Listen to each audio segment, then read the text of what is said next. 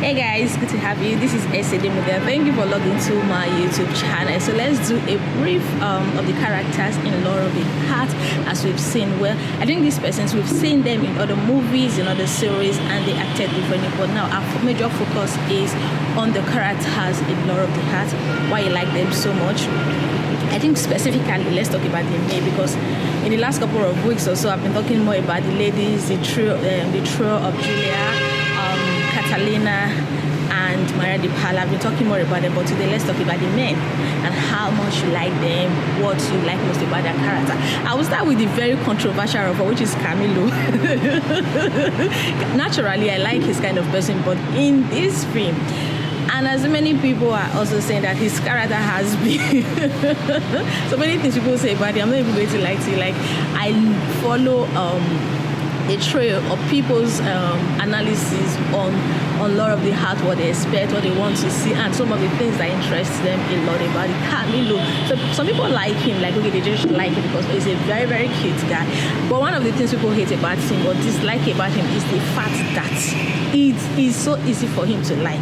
Talk about twisting words. Talk about like lying. It is not far-fetched from Camilo because he's so sweet smart that straight up he's able to just go straight, and I think to a very large extent he's doing all of this, like we see, to win back the love of his life, the acclaimed love of his life, Julia Escalon, who since his return from jail, from prison, the relationship hasn't been the way it used to be according to them. But before then they had very good relationship. Of course, for anything to be mental, forcing into marriage, into being married, it would have been a very beautiful thing. And they even bought a house together, so they had a great companionship.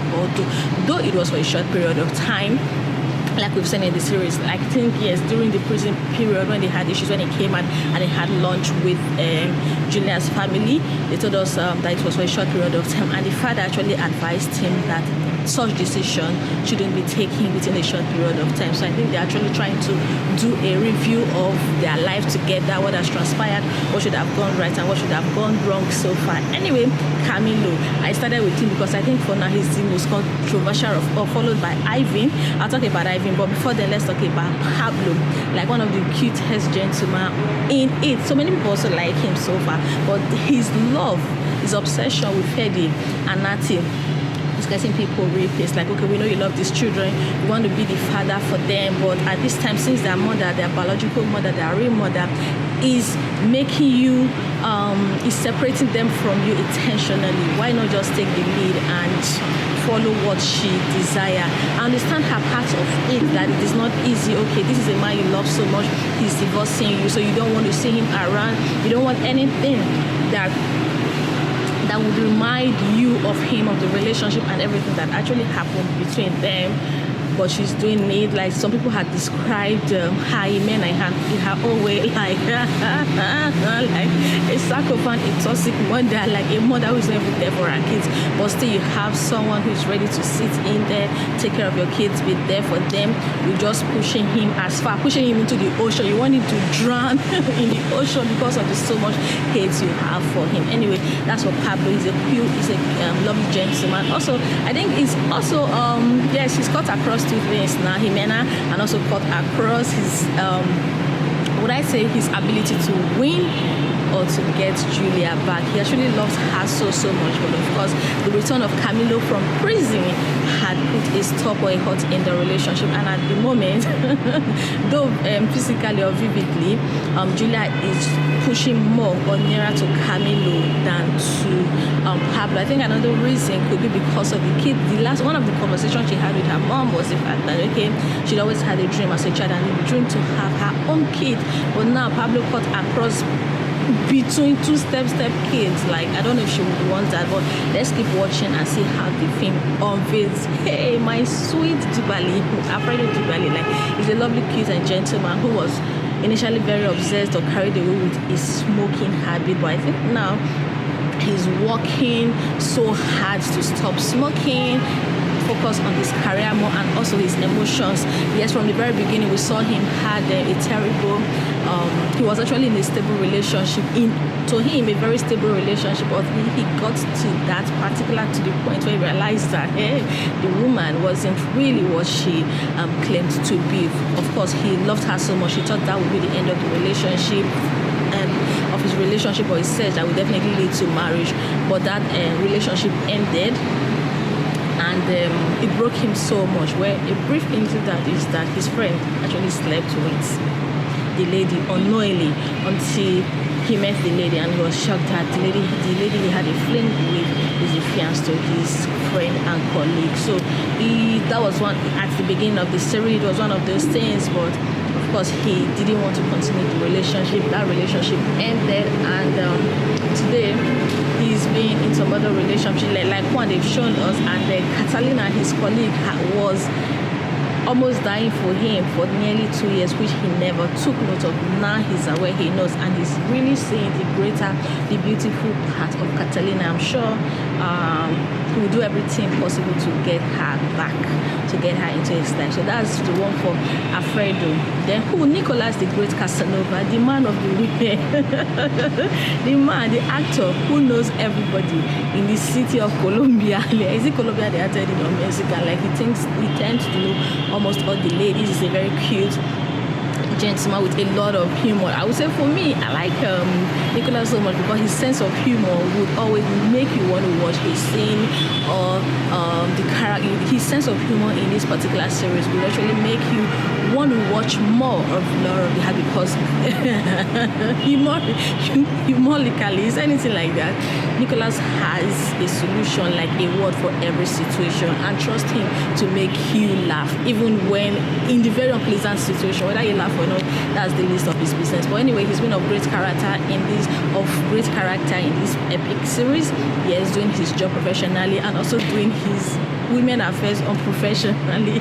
But anyway, that's what it is. So sometimes that's how some bachelors they live their life. But I wouldn't know that what they want to teach us with the lifestyle of Nicolas, so that in the long run we don't know what will happen in the long run. Maybe eventually when he gets to settle with a particular woman, or a woman gets to tie him down eventually. But I'm sure from Nicolas we're going to learn something, because that character cannot just be there for anything. The Elias, well, for one thing, I like him because he's the brother to he's like a big brother to the younger men in the law firm. But on his lover aspect of it, first it was with Melina and he knew where that cost him, and now Aphrodisia is all over him. But trust me, Elias is not really ready to even give her any attention anymore, because Isabel, his wife, is a thorn on his flesh. She's not even forgiving him for the first incident, and here he is. I just hope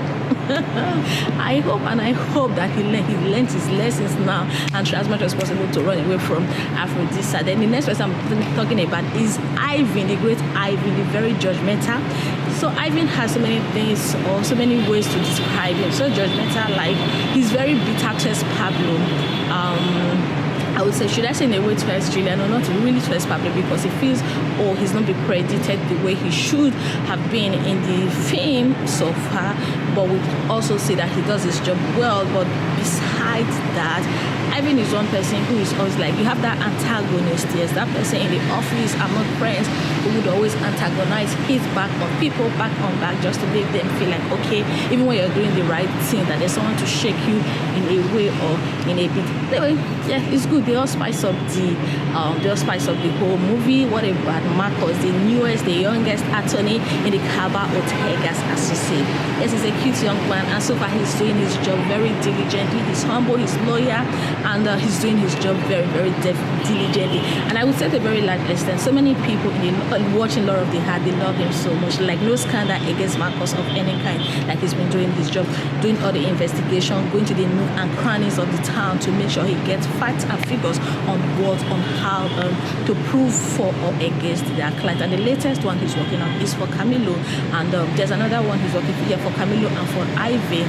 Those two cases he's really working hard to make sure he gets the truth and the facts, so that the person so that yes, justice is served accordingly. So the last but not the least I'll be talking about is the boss, the chief boss of the law of the Kaba firm, Ortega's himself, Kaba Ortega's himself, Mr. Kaba himself. Like, okay, as we've seen him, one of the things I like most about him is the way they manage the management meeting. When he gets there, the way they manage the management meeting, everything looks so really always fine, like fun. They talk about so many things, and he tries as much as possible to create a balance. Yes, he knows when people are at each other, and he tries as much as possible to create a balance in the workplace among the management team, and I like him so much. So we're going to talk more about this and other analysis in Law of the House. Hi Passionistas, are you following us on this epic series, and what do you like mostly about it? Kindly let me know in the comment section your best actors so far in Law of the House, why you love them so much, maybe if you've seen them in other films,